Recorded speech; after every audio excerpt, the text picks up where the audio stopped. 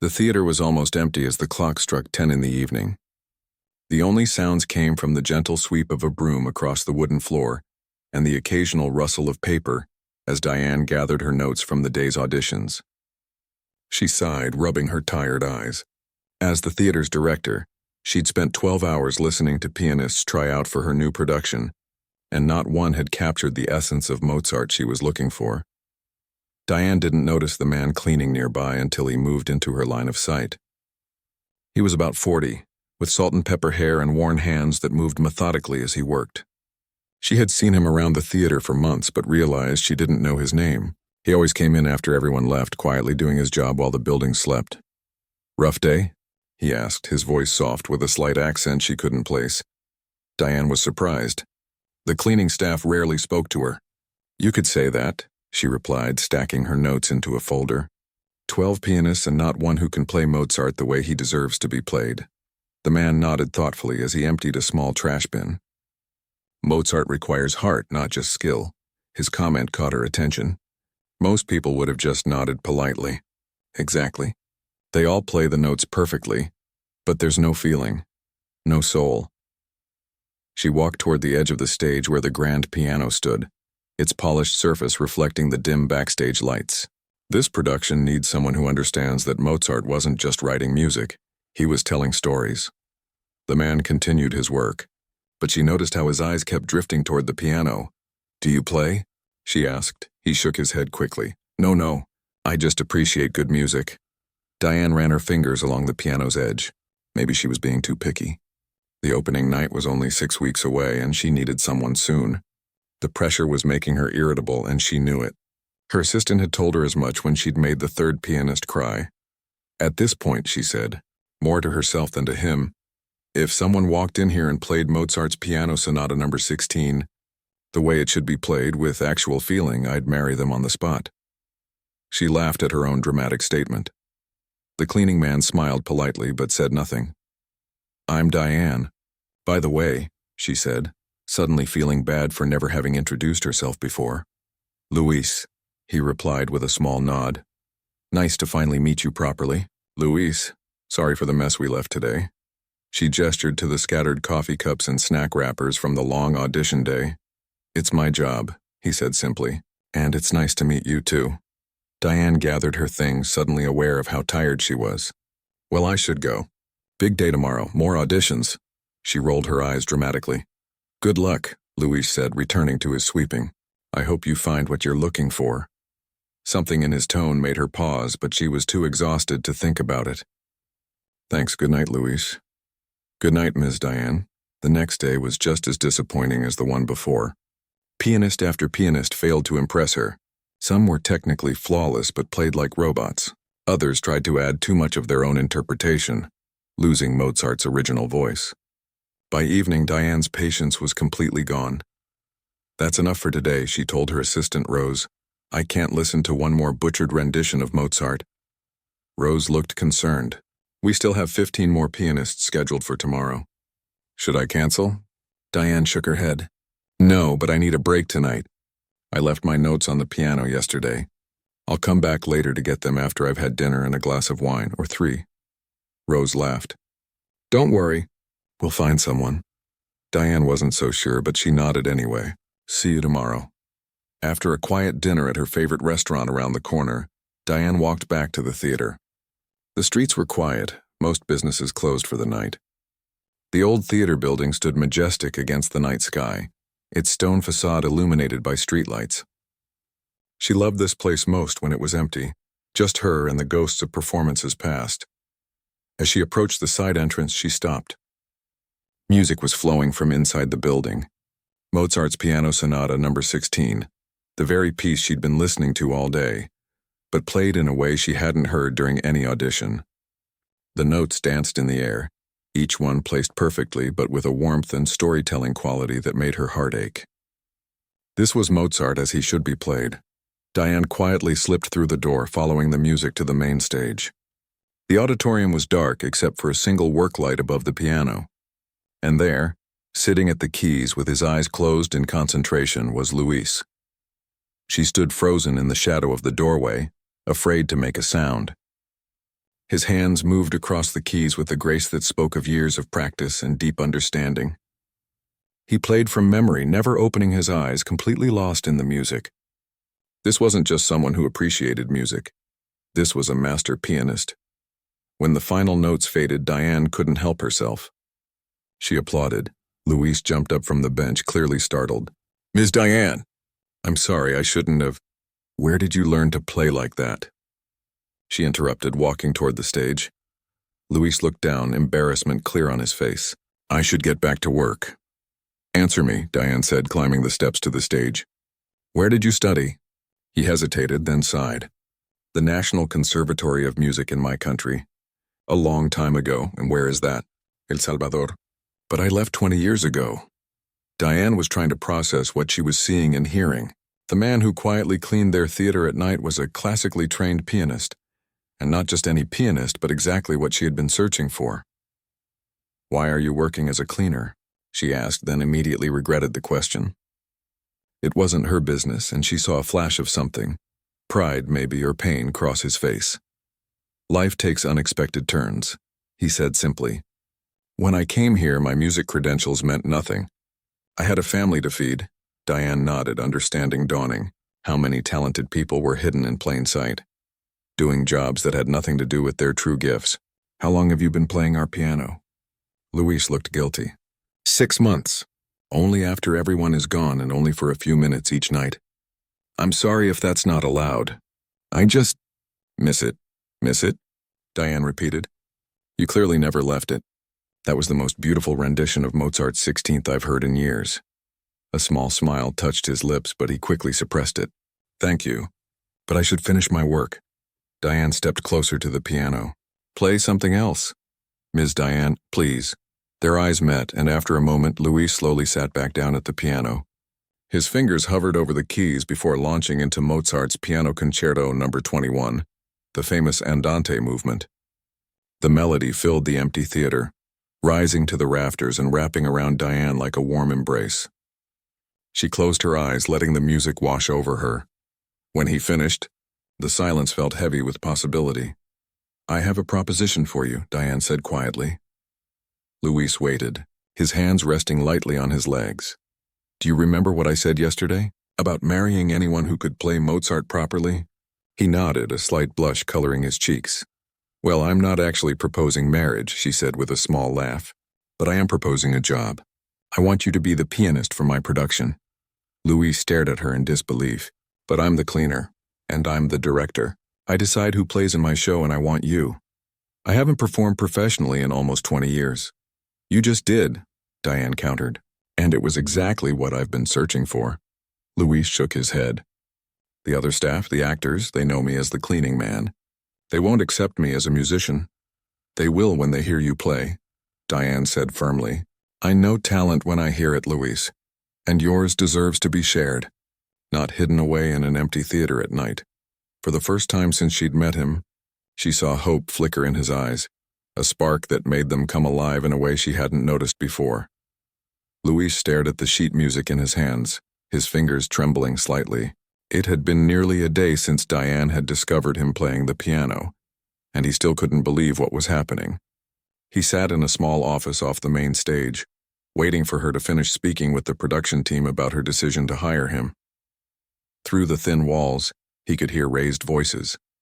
Not everyone was happy about the theater's nighttime cleaner suddenly becoming their lead pianist. "You can't be serious, Diane," a man's voice boomed. "We have a reputation to maintain. We need a professional."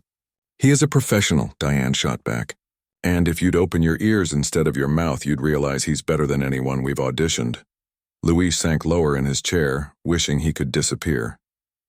Maybe this was a mistake. His life had settled into a comfortable routine over the past few years, cleaning at night, teaching basic piano to neighborhood kids on weekends, and spending time with his daughter, Anna.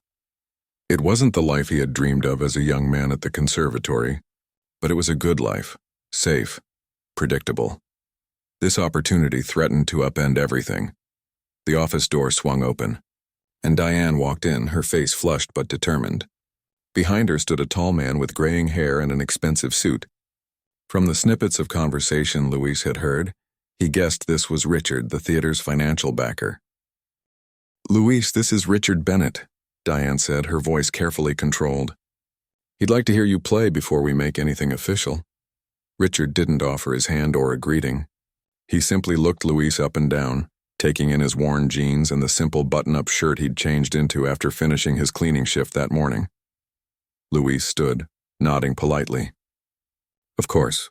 What would you like me to play?" "Mozart's Sonata No. 16 in C major," Richard said.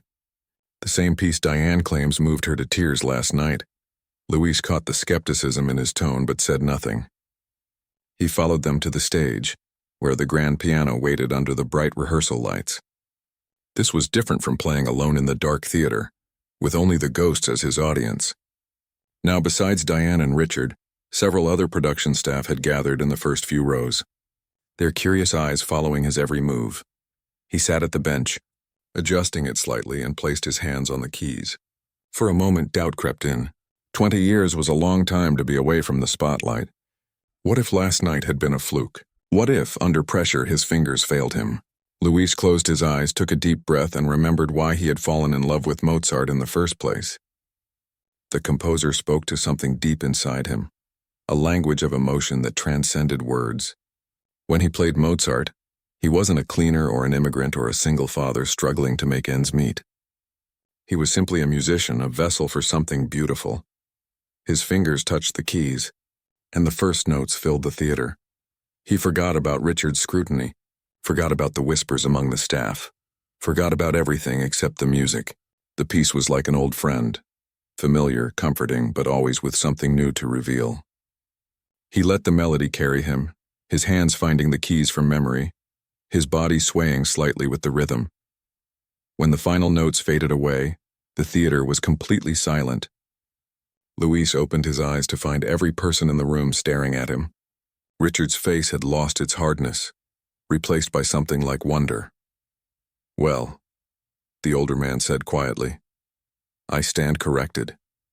A slow smile spread across Diane's face. "Told you," she whispered. Just like that, Luis's life changed. He was given a contract for the 6-week production run, with rehearsals starting immediately. The pay was more than he made in 3 months of cleaning. He arranged for a co-worker to take his night shifts, promising to help when he could. That evening, he sat at his small kitchen table with Anna, trying to explain what had happened. "So you won't be cleaning the theater anymore?" his 17-year-old daughter asked, pushing her dinner around her plate. "I will sometimes, but mostly I'll be playing the piano for their new show," Luis explained. "The piano, Anna, like I used to before we came here." Anna looked up, her eyes so like her mother's, studying him carefully. "Will you have to wear one of those penguin suits?" Luis laughed. "Yes, probably a tuxedo for performances. And people will clap for you? Like real audiences?" "If I play well, yes." Anna was quiet for a moment. "Mom would have been so happy," she finally said, her voice soft. Luis reached across the table and squeezed her hand. Yes, she would have. Elena had been his biggest supporter at the conservatory. They'd met in music theory class, her with her violin, him with his piano. They'd dreamed of touring together, of filling concert halls across the world. But then the Civil War had intensified, and they'd fled with nothing but 2 suitcases and the clothes on their backs. In America, music became a luxury they couldn't afford. Elena had taken a job as a hotel housekeeper, Luis as a night cleaner. When she died of cancer 5 years ago, a part of his music had died with her. "Do you think you'll be scared?" Anna asked, pulling him from his memories. "Playing in front of all those people?" Luis considered the question. "Yes," he admitted. "But being scared of something doesn't mean you shouldn't do it." The next day, rehearsals began in earnest. Luis arrived early, his fingers already warmed up from practicing at home. The theater was different in the daytime, brighter, busier, full of purpose. Actors milled about, costume designers rushed past with armfuls of fabric, and stagehands constructed elaborate sets. This was a world he had only glimpsed from the edges. During his night shifts, Diane introduced him to everyone as our brilliant pianist, Luis Mendoza, with such conviction that no one questioned his presence despite the rumors that had surely spread. The lead actress, a woman named Valerie, even winked at him and whispered, "About time we got some new blood around here." The first week of rehearsals was grueling. Luis hadn't played for such extended periods in years, and his fingers ached by the end of each day. The music director, a serious young woman named Grace, was demanding but fair. She worked closely with Luis to adapt certain passages to better fit the actor's timing. "You have an instinct for this," she told him one afternoon, after he had suggested a subtle change to a transition piece. "Have you worked in theater before?" Luis shook his head. "Only as someone who cleans up after everyone leaves." Grace studied him for a moment.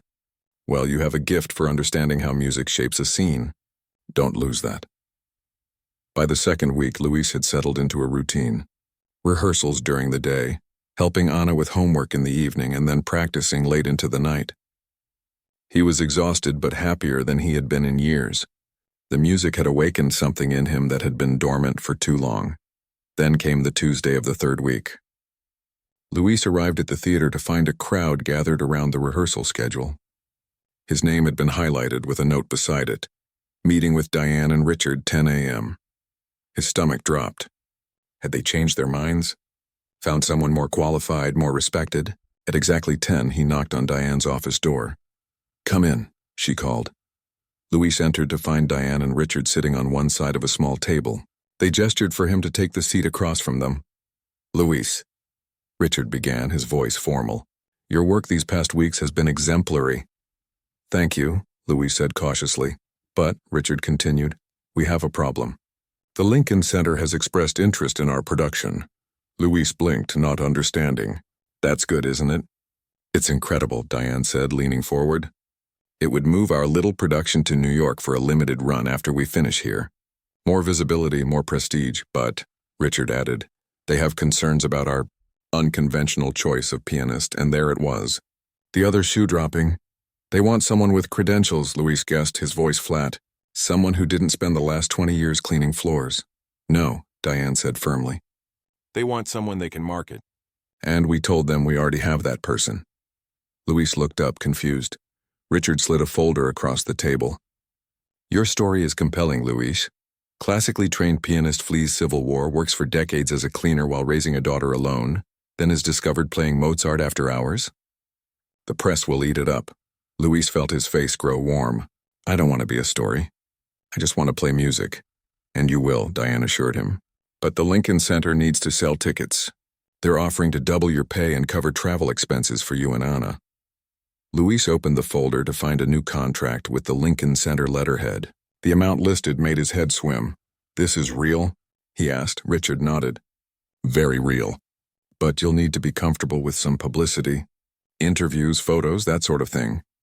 Luis thought about Anna, about the college applications sitting on their kitchen table that they hadn't discussed because the cost seemed impossible. He thought about Elena, who had always believed his music would find its audience someday. "When would we go to New York?" he asked. Diane's face broke into a smile. "After we finish our run here. So you have 3 more weeks to get used to the idea."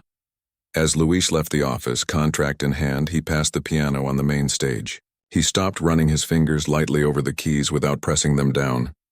"Everything okay?" It was Valerie, the lead actress, script in hand.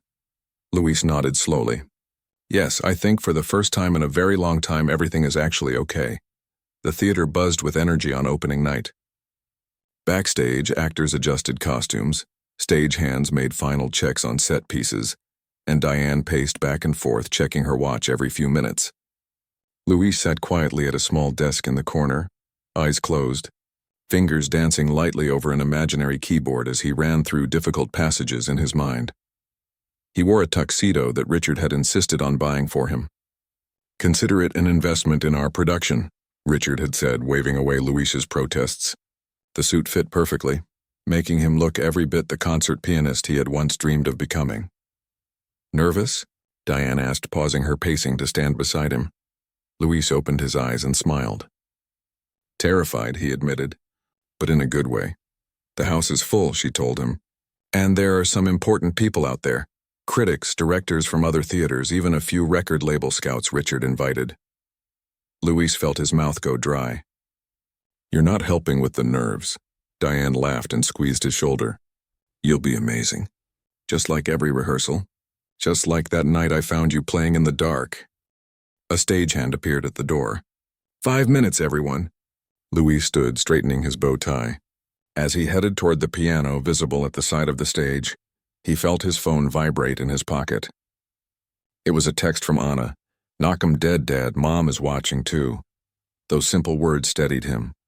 He slipped his phone back into his pocket and took his place at the piano as the lights dimmed and the audience quieted. The production was a modern take on a classic play, with Luis's music serving as both backdrop and emotional guide. As the curtain rose, he began to play, his initial nervousness fading as the familiar notes took over. He watched the actors move across the stage, adjusting his tempo subtly to match their energy, adding emphasis where the story needed it. During intermission, Diane found him in the green room, her eyes bright with excitement. "It's going perfectly," she whispered. "The audience is completely captivated." The second half went even better than the first. As the final scene reached its emotional peak, Luis poured everything he had into the music, his fingers flying across the keys, the melody soaring through the theater. When the lights finally dimmed and the curtain closed, the audience erupted in applause. During the curtain call, Diane insisted that Luis join the cast on stage. Reluctantly, he walked out from behind the piano, blinking in the bright lights. The applause grew louder, and someone in the back shouted, "Bravo!" As he stood there, taking his bow alongside the actors. Luis caught sight of Anna in the third row, clapping wildly, tears streaming down her face. The after-party was held in the theater lobby. Luis moved awkwardly through the crowd, unused to being the center of attention. Critics cornered him, asking about his background. When he told them he had been the theater's cleaner just weeks earlier, they scribbled furiously in their notepads, clearly seeing a headline in the making. "Dad!" Anna pushed through the crowd, throwing her arms around him. "You were incredible. Everyone was talking about your playing. You really think so?" Luis asked, still not quite believing the night's success. "I know so," said a voice behind them. Luis turned to find Diane approaching with a tall, elegant woman in a navy blue dress. "Luis, I'd like you to meet Constance Wilson from Harmonia Records." Luis's eyes widened. Harmonia was one of the most prestigious classical music labels in the country. "Mr. Mendoza," Constance said, extending her hand. "Your performance tonight was remarkable. Particularly impressive given your unusual career path." Luis shook her hand, unsure how to respond. "Thank you. Music has always been part of my life, even when I couldn't make it my living." "Well, perhaps that can change," she said, handing him a business card. "We should talk about recording possibilities. Mozart's sonatas, perhaps, with your personal touch." As she walked away, Luis stared at the card in his hand. Anna squeezed his arm excitedly. "Dad, a record deal? That's huge." "It's just a conversation," he cautioned, though he couldn't keep the smile from his face. The next few days were a whirlwind. The production received glowing reviews, with most critics making special mention of Luis and his deeply emotional interpretation of Mozart. Tickets, which had been selling steadily before, were suddenly in high demand. The theater added 2 extra weeks to the run before they would head to New York. One particularly busy Tuesday, Luis arrived at the theater to find a young man waiting by the stage door. He was maybe 20, with anxious eyes and worn shoes that reminded Luis of himself at that age. "Mr. Mendoza?" the young man asked as Luis approached. "Yes, my name is Thomas. He hesitated, then straightened his shoulders. "I clean office buildings at night, but I'm also a pianist. I read about you in the newspaper and I was wondering, could I play for you sometime?" Luis felt a strange tightness in his throat. He thought about all the doors that had been closed to him when he first arrived in this country. All the times his experience and training had been dismissed because of where he came from or the job he held. "Do you have time now?" Luis asked, holding the stage door open. The young man's face lit up. "Yes, absolutely." For the next hour, Luis listened as Thomas played, offering gentle guidance and encouragement. The young man had talent but lacked formal training. When he finished, Luis wrote down the names of 2 piano teachers he knew who might be willing to work with Thomas at a reduced rate. "Why are you helping me?" Thomas asked as they parted ways. Luis thought about it for a moment. "Because music isn't just for people with the right background or the right opportunities. It's for anyone who feels it in their soul." As the final week of the extended run approached, Luis found himself spending more and more time with Diane outside of rehearsals and performances. They would grab coffee in the morning before heading to the theater, or share late dinners after shows, talking for hours about music, art, and life. One evening, as they walked through a small park near the theater, Diane asked the question Louise had been avoiding. "What happens after New York?" Louise sighed. "Constance wants me to record an album. She's talking about a small tour if it does well." "That's wonderful," Diane said, though her voice held a note of sadness. "You deserve it. What about you?" Louise asked. "Any new productions lined up?" She nodded. "A few possibilities. There's talk of taking this show to London if New York goes well." They walked in silence for a while, both aware of the unspoken question between them. Their lives, which had unexpectedly intertwined, were about to move in different directions. "I never thanked you properly," Louise finally said, "for changing my life that night." Diane smiled. "You changed your own life, Louise. Every time you snuck onto that stage after hours to play, you were choosing not to let go of your dream. Still, if you hadn't made that ridiculous marriage proposal—" "Hey," she protested, laughing. "It wasn't a real proposal." "I know," Louise said, suddenly serious. "But it made me wonder, what would it be like if it were real?" Diane stopped walking, her eyes searching his face. "What are you saying, Louise?" "I'm saying that in all this craziness, the show, the reviews, the record deal, the best part of every day has been the moments I spend with you." A slow smile spread across Diane's face. "For me too," she admitted. "So maybe—" Louise took a deep breath. "Maybe we could see where this goes. After New York, after everything settles down." Instead of answering, Diane leaned forward and kissed him softly. When she pulled back, they were both smiling. "I'd say that's a yes," Louise murmured. Their moment was interrupted by Louise's phone ringing. It was Anna. "Dad, where are you?" "There are people at our apartment." "People? What people?" Louise asked, immediately concerned. "Reporters, I think. They're asking for interviews, taking pictures of our building. One of them tried to get me to let them inside." Louise's heart sank. The story of the cleaning man turned concert pianist had caught more attention than he'd expected. "Lock the doors and windows," he told her. "I'm on my way." He hung up and explained the situation to Diane, who immediately flagged down a taxi. "Fame has its downsides," she said grimly as they sped toward Louise's apartment. "We should have prepared for this." When they arrived, 5 or 6 reporters were gathered outside the modest apartment building. Louise pushed past them, ignoring their questions, with Diane close behind. Inside, Anna was waiting, clearly upset. "They've been here for an hour," she told them. "My friend Penny called and said we're on the evening news." Louise ran a hand through his hair, trying to think. Their small apartment had always been a safe haven, a private space away from the world's judgments. Now that boundary had been crossed. "Pack some clothes," Diane said decisively. "Both of you. You'll stay at my place tonight." As Anna went to her room to gather her things, Louise turned to Diane. "I didn't think it would be like this." "It won't always be," she promised. "They'll find a new story soon enough, and in the meantime, we'll figure it out together." Louise looked at her gratefully, realizing that in the midst of all the chaos and opportunity, he'd found something he hadn't even known he was looking for. A partner, someone to face the music with in every sense of the phrase. "Together," he agreed, taking her hand. "I like the sound of that." The Lincoln Center sparkled with lights as Louise stared up at the massive building. He had seen pictures of it, of course, had dreamed of performing here as a young student back in El Salvador, but standing before it now made his heart race. In 2 hours, he would be playing on one of the most prestigious stages in the world. "Intimidating, isn't it?" Diane said, squeezing his hand. They had arrived in New York 3 days ago, along with the rest of the cast and crew. The production had been slightly adjusted for the larger venue, but Louise's role remained the same. "I never thought I'd be here," he admitted. "Not after we left home." "Not after taking the cleaning job," Diane smiled. "Life has strange ways of bringing us where we're meant to be." Behind them, Anna snapped photos with her phone. The 17-year-old had been wide-eyed since they'd landed in New York, taking in the skyscrapers, the crowded streets, the constant energy of the city. Yesterday, while Louise was in rehearsals, Diane had taken her to visit 3 universities in the area. The record deal with Harmonia was still being negotiated, but the advance would be enough to cover Anna's first year of college tuition. "We should go in," Diane said, checking her watch.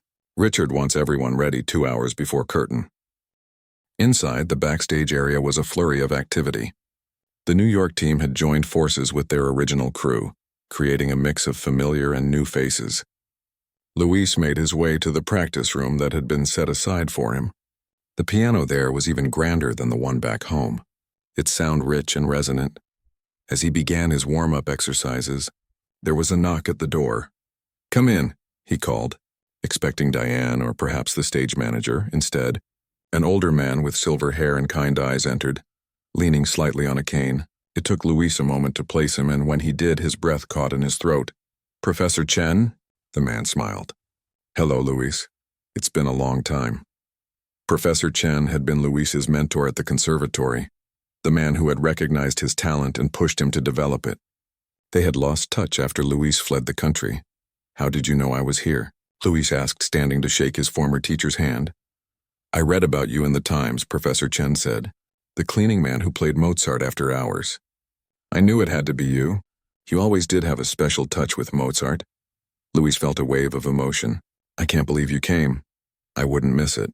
Though I must say, when you left the conservatory, I never imagined our next meeting would be at Lincoln Center." The older man glanced at the piano. "May I?" Luis nodded, stepping aside. Professor Chen sat down and played a few notes, the opening of the same Mozart sonata that had changed Luis's life when Diane overheard him playing it. "You were always meant for great things, Luis. I'm glad you found your way back to music." "It found me," Luis said simply. After his former teacher left, promising to see him after the show, Luis returned to his warm-up with renewed focus. This performance wasn't just for himself or for Diane or even for Anna. It was for everyone who had believed in him, everyone who had helped shape the musician he had become. The New York audience was different from their hometown crowd, more reserved at first, more critical perhaps. But as the play progressed and Luis's music wove through the story, he could feel them being drawn in. By the final act, the theater was so quiet during the emotional moments that Luis could hear his own breathing between notes. When the curtain closed and then reopened for bows, the applause was thunderous. Luis took his bow alongside the cast, his eyes searching the crowd for Anna. He spotted her in the fifth row, clapping wildly, and beside her, Professor Chen, nodding with pride. The after-party was held in an elegant hotel ballroom. Critics and industry people mingled with the cast and crew, champagne flowing freely. Luis found himself surrounded by admirers, many of whom seemed more interested in his unusual journey than in his actual playing. "Tell us again how the director found you," urged a woman with a press badge. "Did you really clean the theater? For years, without anyone knowing you could play?" asked another. Luis answered politely but felt increasingly uncomfortable. He had never sought this kind of attention. For him, it had always been about the music. He was relieved when Constance from Harmonia Records pulled him aside to discuss the album they were planning. "We're thinking a collection of Mozart sonatas," she said. "With your personal touch, of course. We could record this summer, release by fall." "That sounds wonderful," Luis said, meaning it despite his fatigue. As the night wore on, he found himself watching Diane across the room. She was in her element, chatting with theater directors and producers, her face animated as she discussed future projects. She caught his eye and smiled, excusing herself to make her way to his side. "You should hear the offers I'm getting," she whispered, linking her arm through his. "2 Broadway producers want to discuss new shows, and there's talk of London, just like we hoped." Luis felt a pang of something like fear. "That's amazing. You deserve it all." She studied his face. "What's wrong?" "Nothing. It's just, where does all this leave us? You in New York or London? Me touring or recording?" Diane led him to a quieter corner of the room. "Is that what you're worried about?" "That success will pull us apart, won't it?" he asked. "We've barely had time to figure out what us even means, and already our careers are taking us in different directions." "Only if we let them," Diane said firmly. "Look, I don't know exactly how this works either, but I know that finding you, finding us, is just as important to me as any career opportunity." Before Luis could respond, Richard appeared with a man in an expensive suit. "Luis, just the man we wanted to see." "This is Harold Wilson, Constance's boss at Harmonia. He has an exciting proposition for you."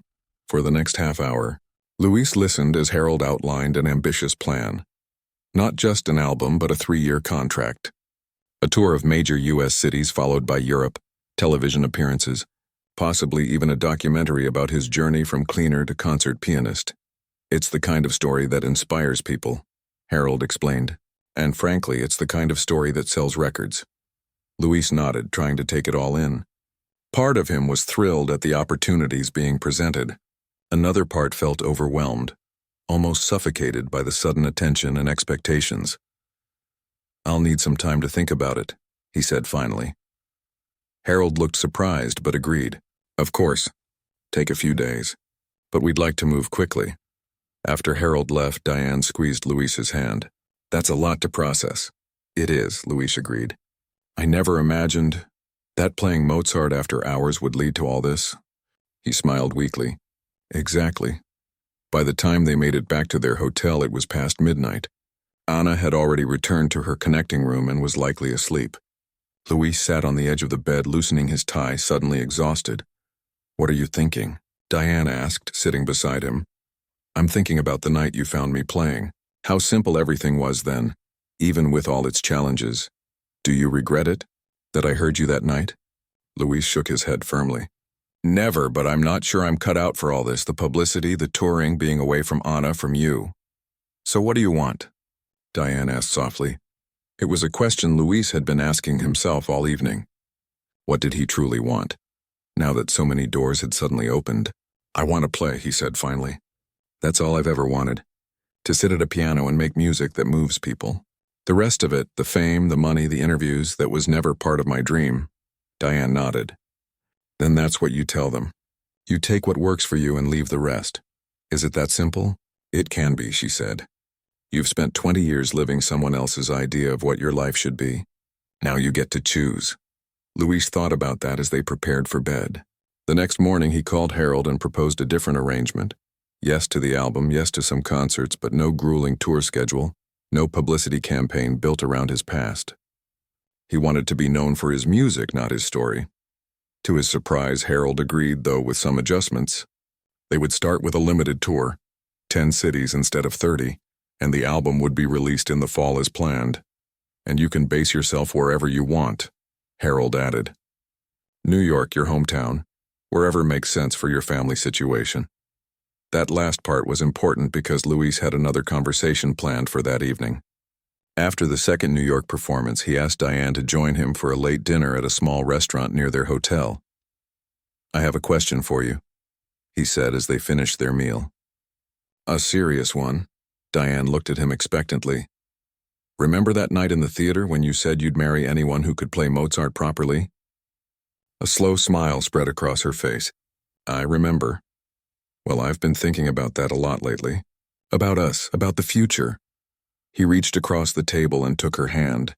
"I know we haven't been together long, but sometimes you just know when something is right. And this us feels right to me." "Are you asking what I think you're asking?" Diane whispered. Luis nodded, suddenly nervous. "I am. Not because of some offhand remark you made months ago, but because I love you. Because these past weeks have shown me that whatever comes next, I want to face it with you beside me." Tears filled Diane's eyes. "Even if what comes next means splitting our time between cities? Between your recording and my productions?" "Even then," Luis assured her. "So what do you say? Will you marry this pianist who just happens to be good at playing Mozart?" Diane laughed through her tears. "Yes, absolutely yes." 1 year later, Luis adjusted the flowers on the piano in their living room. Sunlight streamed through the windows of the apartment he now shared with Diane, a spacious place halfway between the theater district and the music school where Luis had started teaching twice a week. Their wedding had been small and perfect, held in the theater where they had met, with Anna as maid of honor and Richard as best man. Professor Chen had flown in for the occasion, playing a piece he had composed specially for them. Life had settled into a rhythm that suited them both. Luis's album of Mozart sonatas had been released to critical acclaim, selling better than anyone at Harmonia had expected for a classical recording. He had done a short tour, just 10 cities as negotiated, with Diane accompanying him whenever her schedule allowed. Now he was working on a second album, this one featuring works by Latin American composers he had grown up admiring. Diane had directed 2 more productions since their move to New York, building her reputation as someone who could blend traditional theater with innovative musical elements. She had just been offered a position as artistic director at a prestigious theater company, a job that would give her creative control and stability. "Are you nervous?" Diane asked, coming into the living room with 2 cups of coffee. Today was an important day, their first time hosting a special event in their home. "A little," Luis admitted, accepting the coffee gratefully. "It's been a long time since I taught group classes." After his initial success, Luis had been approached by various music schools and conservatories. The offers were flattering, but what had really caught his attention was a program working with talented kids from underprivileged backgrounds, children who might otherwise never have access to musical training. Today, 5 of those students would be coming to their apartment for a master class, followed by a small recital for their families. "You'll be wonderful," Diane assured him, straightening his collar. "These kids look up to you, you know. Your story gives them hope." Luis smiled, still amazed at how his life had transformed. "I just want to give them what Professor Chen gave me, someone who believes in their talent." The doorbell rang and Anna appeared from her room to answer it. Though she had been accepted to 3 universities, she had chosen to defer for a year, taking classes at a community college while she helped Luis establish his teaching program. In the fall, she would be starting at NYU, close enough to stay connected but with a place of her own in the student housing. The students who filed into the apartment were between 10 and 16 years old, 3 girls and 2 boys, all from families that couldn't afford private lessons. They had been selected for the program based on their natural ability and enthusiasm. For the past 6 months, Luis had been working with them once a week at a community center, but today was special, a chance to play on a real grand piano in a more intimate setting. "Welcome," Luis said warmly. "Thank you for coming to my home today. Before we begin, I want you to know that this piano is now yours too. Whenever you need a proper instrument to practice on, you're welcome here." The youngest girl, Lily, looked at him with wide eyes. "Really? We can come back?" "Of course," Diane confirmed. "That's what this place is for, making music and sharing it." For the next 2 hours, Luis worked with each student individually while the others watched and listened. He was patient but demanding, just as Professor Chen had been with him. When one boy struggled with a difficult passage, Luis shared a technique that had helped him years ago. When a teenage girl played beautifully but without emotion, he asked her to tell him a story with the music, not just play the notes. Anna moved quietly through the apartment, setting up chairs in the living room for the families who would be arriving later. She had grown so much in the past year, taking on new responsibilities and developing her own interests.